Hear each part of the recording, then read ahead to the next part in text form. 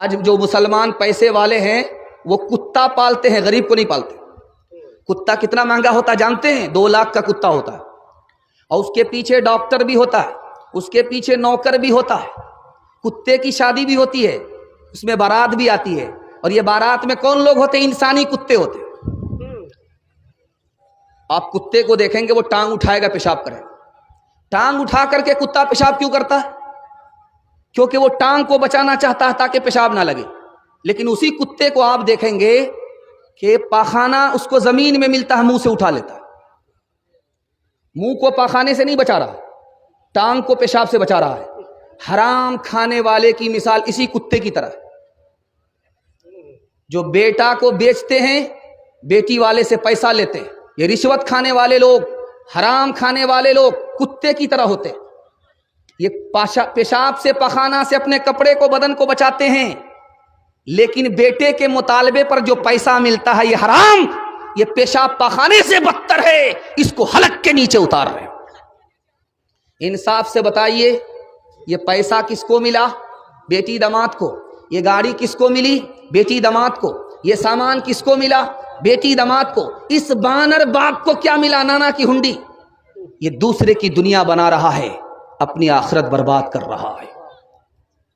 ایک مثال ہے، پیغام کو ختم کر رہا ہوں، دھیان سے سنیے گا۔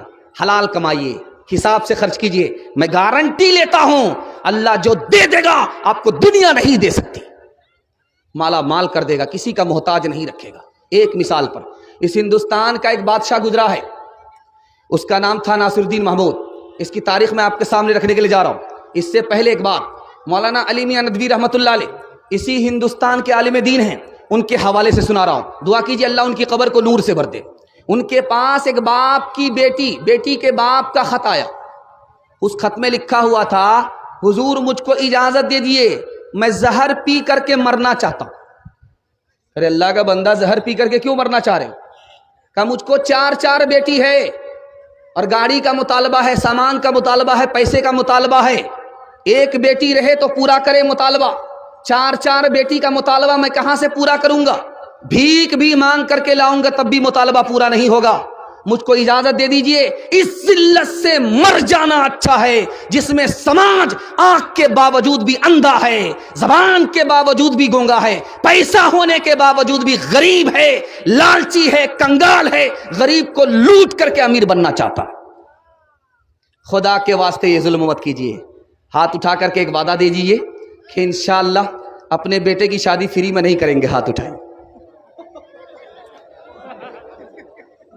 تیرے صوفے ہیں افرنگی، تیرے قالی ہے ایرانی، لہو مجھ کو رلاتی ہے جوانوں کی تناسانی۔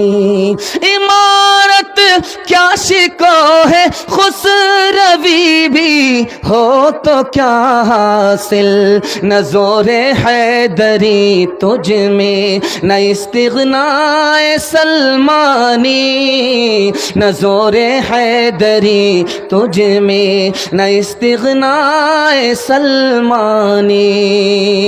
اپنے اعمال بد تھے ذلت ملی، ہم کو دنیا سے کوئی شکایت نہیں، تیری رحمت کے سائے میں سب جیتے ہیں، کون ہے جس پہ تیری عنایت نہیں، میرے اللہ ہے ایمان سلامت رہے، میرے دل میں کوئی اور حسرت نہیں۔ 2 پیغام جوان کے حوالے سے، عورت کے حوالے سے سنا دوں گا، میرا حصے کا جلسہ مکمل ہو جائے گا انشاءاللہ۔ پیشاب پخانہ روک کر کے بھی بیٹھیں گے، ہاتھ اٹھائیے انشاءاللہ۔ یہ غلطی مت کیجیے گا، نکل جائیے گا، 9-11 ہو جائیے گا۔ دھیان سے سنیے، جلدی سے نکل جائے گا۔ یہ بستی ہے، اسی کے آس پاس میں کہیں قبرستان ہے، آس پاس میں کہیں قبرستان، بستی یہاں ہے، پیچھے قبرستان۔ قبرستان کو ایک صحابی جب بھی دیکھتے تھے 2 رکعت پڑھ لیتے تھے۔ قبرستان سے گزرے 2 رکعت پڑھ لیا، قبرستان سے گزرے 2 رکعت پڑھ لی۔ صحابی سے پوچھا گیا کہ آپ قبرستان دیکھ کر کے 2 رکعت نماز پڑھتے ہیں؟ کہ جو قبر کے اندر مردہ ہے اس کے دل میں حسرت ہوتی ہے، کاش کہ مجھے بھی 2 رکعت نماز پڑھنے کا موقع ملتا اور میری نیکی میں اضافہ ہوتا۔ جانتے ایک تلوار ہوتی ہے، تلوار سے سر کٹ جاتا ہے، لیکن ہماری عمر کو تلوار سے کاٹنے والی کون سی چیز ہے جانتے ہیں؟ یہ رات ہے، یہ دن ہے۔ جیسے رات کٹتی ہے میری عمر کو کاٹ دیتی ہے، جیسے ہی دن گزرتا ہے میرے زندگی کے حصے کو کاٹ دیتا ہے۔ دھیان سے رکھیے گا، تیسرا نمونہ آپ کی خدمت میں آ رہا۔ 2 ٹنکی ہوتی ہے، ایک میں ٹوٹی ہے، ایک میں ٹوٹی ہے ہی نہیں۔ جس ٹنکی میں ٹوٹی ہے اس کو کھولا گیا، پانی نکلا، اور جب پانی نکل گیا تو بند کر دیا۔ اس ٹنکی کا پانی بچا ہوا بھی ہے، خرچ ہو رہا، بچا ہوا ہے، خرچ ہو رہا، بچا ہوا ہے، خرچ ہو رہا۔ ایک ٹنکی ایسی ہے کہ اس میں ٹوٹی ہی نہیں ہے، پانی رس رہا ہے۔ یہی ہماری زندگی کی مثال ہے، وہ رس رہا ہے، رس رہا ہے۔ آج بچپن میں ہے، کل جوان ہوں گے، اور آج جوان ہے، کل بوڑھے ہوں گے۔ اس کے بعد آخری اسٹیج قبر ہے، اس کے بعد حشر ہے۔ حشر میں خدا کے سامنے کھڑا ہونا۔ زندگی دی کہاں آباد کیا، جوانی دی کہاں برباد کیا، مال کہاں سے کمایا، علم کے مطابق کیا عمل کیا۔ دھیان سے رکھیے گا، بہت دھیان سے اس کو سنیے گا جو میں آپ کو سنانے کے لیے جا رہا ہوں۔ جب تک جوانی ہے تب تک زندگانی ہے، جیسے ہی جوانی گئی زندگی ختم ہو گئی، اب کچھ نہیں ہے۔ آپ دیکھ لیجئے، سب سے طاقتور، پاورفل جو سرمایہ آدمی کے پاس ہے وہ جوانی کا ہے۔ جوانی گئی زندگانی گئی، لیکن جوان کو شیطان 2 دھوکہ دیتا ہے۔ پہلا دھوکہ کیا دیتا ہے؟ اس کا ارادہ ہوا مجھے نیک کام کرنا ہے، تو شیطان کہتا ہے یار جلدی کیا ہے، نیک کام کرنا ہے نا، کل کرنا، کل کے اوپر ٹال دیا، وہ نیکی گئی ہاتھ سے۔ شیطان دوسرا دھوکہ دیتا ہے جوان کو، اے جوان گناہ چھوڑنا ہے صحیح بات ہے، لیکن آج کر لو کل توبہ کر لینا۔ جوان پھسل گیا، اس کے ہاتھ سے نیکی بھی گئی، اس کے ہاتھ سے توبہ بھی گیا۔ یاد رکھو، میں اپنے جوانوں سے کہتا ہوں، مکیش امبانی دنیا کا 3 ارب پتی ہے۔ اس نے کہا کہ مالدار ہونے کے لیے ڈاکٹر ہونا ضروری نہیں ہے، انجینئر ہونا ضروری نہیں ہے، پروفیسر ہونا ضروری نہیں ہے۔ خود مکیش امبانی نہ ڈاکٹر ہے، نہ انجینئر ہے، نہ پروفیسر ہے، کچھ نہیں ہے، لیکن اس کی کمپنی میں 30,000 ڈاکٹر ہے، 30,000 انجینئر ہے، 30,000 پروفیسر ہے۔ اس نے کہا مالدار ہونے کے لیے ڈاکٹر ہونا ضروری نہیں ہے، مالدار ہونے کے لیے اتنا ضروری ہے کہ آدمی کو وقت برباد ہونے سے بچا لے، آدمی وقت کو برباد ہونے سے بچا لے، اس سے بڑھ کر کے کوئی مقدر کا سکندر نہیں ہو سکتا۔ دنیا اس کے پیچھے ہوگی، دنیا اس کو پیچھے نہیں کر سکتی۔ اس لیے آپ کو 5 کام میں دیر نہیں کرنی ہے۔ مہمان آئے اس کو جلدی سے کھلائیے، توبہ کا خیال آئے جلدی سے توبہ کیجیے، لڑکا بالغ ہو جائے جلدی سے نکاح کیجیے، نماز کا وقت ہو جائے جلدی سے نماز پڑھیے، جنازہ اٹھ جائے جلدی سے دفن کیجیے۔ کیا پتا آپ غریب ہو جائیں، کیا پتا آپ نافرمان ہو جائیں، کیا پتا آپ بوڑھے ہو جائیں، کیا پتا آپ مر جائیں، آپ کو موقع ہی نہ ملے۔ ایک مثال پر پیغام ختم کر رہا ہوں، جب تک جوانی ہے زندگانی ہے۔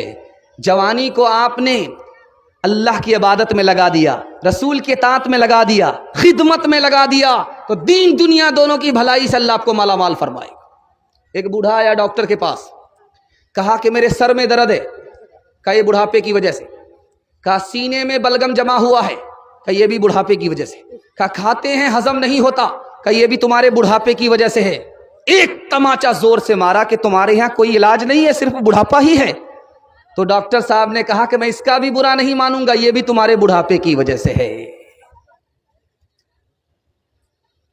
تجھے تیرے بچپن نے برسوں کھلایا، جوانی نے پھر تجھ کو مجنوں بنایا، بڑھاپے نے پھر آ کے کیا کیا ستایا، ازل تیرا کر دے گی بالکل صفایا، بڑھاپے نے پھر آ کہ کیا کیا ستایا، ازل تیرا کر دے گی بالکل صفایا، جگہ جی لگانے کی دنیا نہیں ہے، یہ عبرت کی جا ہے تماشا نہیں ہے، ملے خاک میں اہل شاں کیسے کیسے، مکی ہو گئے لا مکاں کیسے کیسے، ہوئے نام بے نشاں کیسے کیسے، زمیں کھا گئی نو جوان کیسے کیسے، جگہ جی لگانے کی دنیا نہیں ہے، یہ عبرت کی جا ہے تماشا نہیں ہے۔